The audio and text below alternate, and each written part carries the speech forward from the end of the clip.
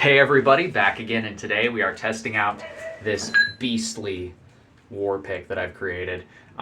We got a hardened jute twine handle. This used to be a big old, I believe it was 2-inch wrench that is now a serious Warhammer war pick, and today we're going to be putting it through its paces. We're going to be testing it up against metal, some antlers, so bone amalgam basically, and a couple other things just to give you guys a sense of what this beast is capable of. So let's get to it. These historically were a secondary weapon. They could be used as primary, but they were mainly a secondary kind of weapon. These were for fighting against armored opponents. If a guy's wearing armor, you have two options essentially, percussion and penetration.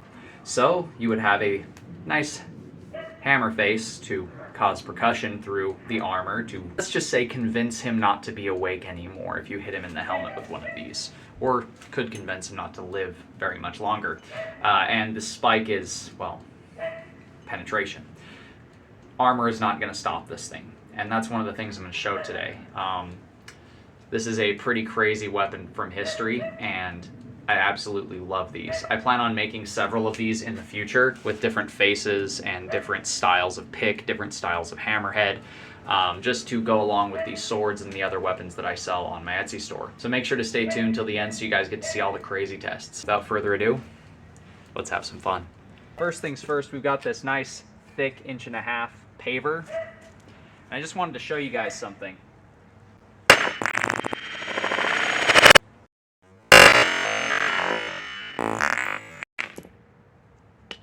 That is very aggressive. I wasn't swinging it that hard, and you can see it even sent a crack all the way through it over here. So this thing packs a pretty serious punch. And after wiping it off, it's like it never touched anything. Now, antler is pretty hard stuff. It's bone, essentially. So let's say this is about as thick as your rib cage, right?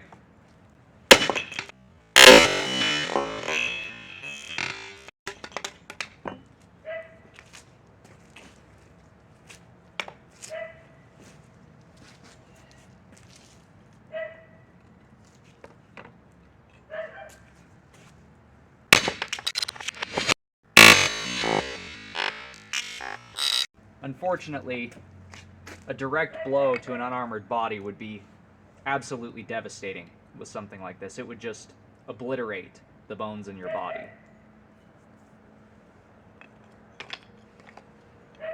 What about armor? As you can see, this is my test armor piece for a lot of different things. Let's give it a light whack, shall we? Oh! It went pretty deep into that wood. So, here's our hole. With a light whack, it went through into the wood and left a pretty serious hole in the wood underneath the armor.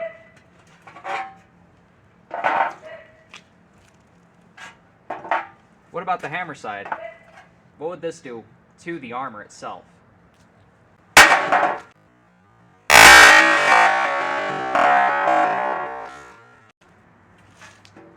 And see, that is scary.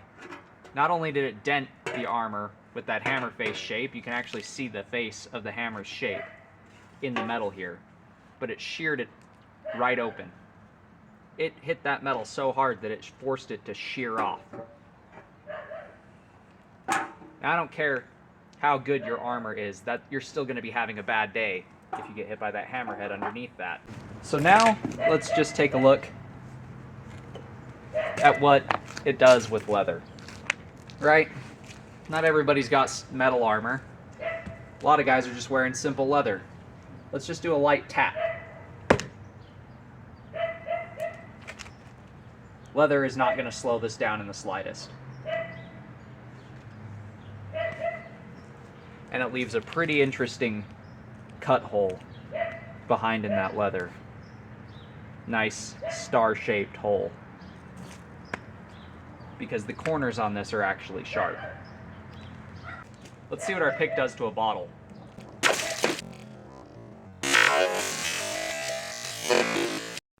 Looks like I hit it right here, and it just blew that whole section out. So this isn't so much of just a punching tool. This is kind of like a Beck de Corbin, but a one-handed version of it. Just obliterates whatever's in its way.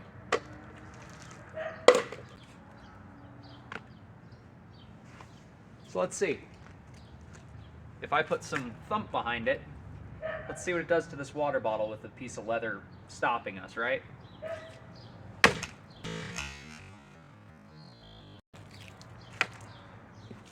Well, that's in the wood.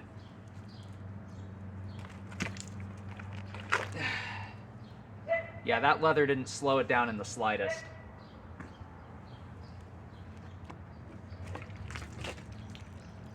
And our poor guy's got a huge pick hole in him now.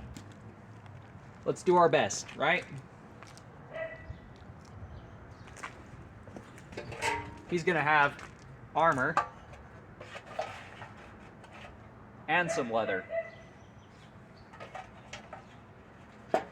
That should stop it, right? Well, it didn't go through into the wood this time, but it did go that far into our jug. Yet again, none of our armor had any effect on this weapon. I'm gonna try and hit it on the cap just because I have one more of these left.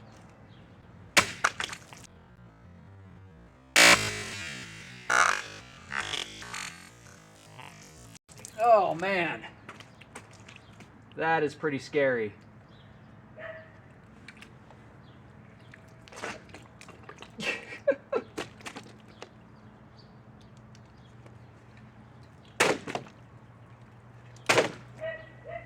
And herein comes the problem with war picks. Getting them back out of your target when you're done with them.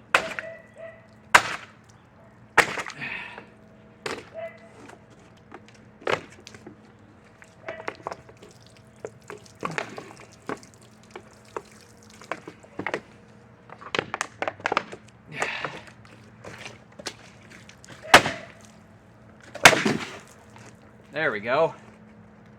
Goodness gracious. And for those of you wondering what a war pick does to bone,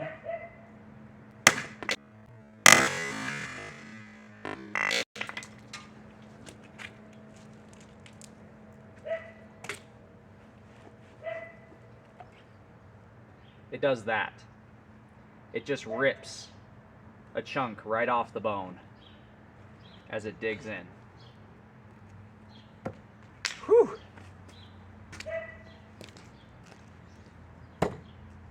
So the Warhammer or war pick, whatever you want to call it, was a terrifying tool. I hope that you guys understand just how devastating something like this is.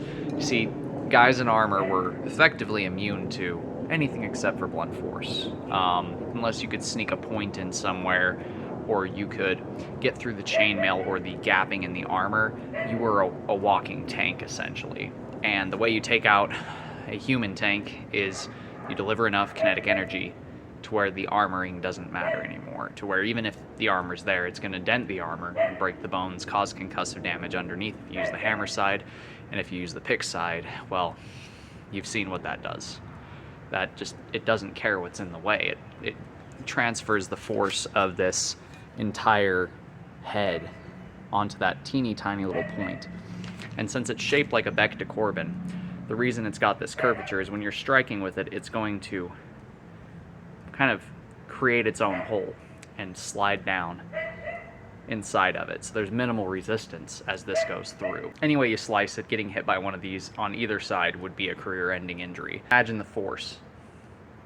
Just imagine the force transfer into your leg or your arm. If you got hit on the knee with the hammer of this, you're not walking. If you get hit upside the head, I don't care how good your helmet is, this is going to give you a concussion. And if they're using the spike, it's over. So the question you may be asking is, why weren't these more prevalent if they're so good at defeating armor? And that is because war picks get stuck. As you saw in testing, these tend to get stuck in their target and they become pretty hard to remove when they're in something pretty deep. So this would not be something that you would use as a primary tool. This would be a backup kind of weapon. I mean, you'd use the hammer all day long, but this would be just for finishing the job, preferably on somebody who's already downed, so you can get it out and retrieve it easier. Because on the battlefield, you don't have time to sit there and fuss with it, trying to pull it back out of your target. But this will be available on my Etsy store at etsy.com/shop/hookersblades. I do plan on making a few more different varieties of war picks and war hammers, of the 1 hand, hand and a half, 2 hand, all kinds of variety of these. I plan on making some pretty big ones, some pretty small ones, and just a few in between. These are a terrifying weapon right out of the nightmarish hell that we call the Middle Ages. Look at all the detail work that I did on this thing. We got this crazy face, got the brow ridge and the nostrils, almost like he's snarling at you. All this is hand chisel work. Same with the lower sections, it's all hand work at the forge. So, pretty crazy. Just to show you guys, it doesn't even care. After all that testing, the face still looks the exact same. There's no deformation. The spike is still very, very sharp. And it hasn't deformed or changed shape at all. So the hardening on the head went really well. I hope you guys learned something new. I hope you guys liked the video. If you did, do me a favor, do that thing right there. And until next time, God bless, stay sharp out there. Like I said before, if you're looking for a custom sharp object or a smashy pokey object, check out my Etsy store. Link will be at the end of the video.